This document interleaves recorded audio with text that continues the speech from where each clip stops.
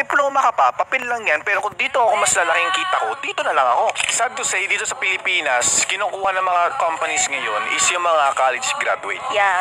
Ano ba reason? Nakapag-usap na ako sa mga may malalaking kumpanya na, mga malalaking businesses na, mga corporations na. Lagi ko tinatanong sa nila, bakit nga pala hindi kayo nag-hire ng mga college dropout? Isa lang, palang sagot dyan. Mahirap na mag-take ng risk.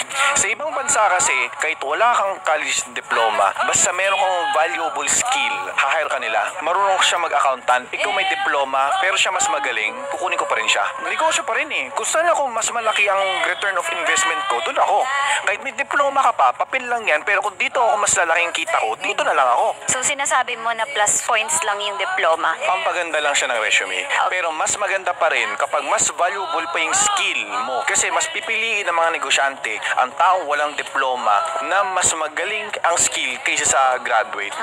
Ako, marami ako empleyado, pero ni isa doon walang college graduate. Kasi mas marunong pa yung mga college dropout na gumawa ng trabaho kaysa doon sa mga college graduate.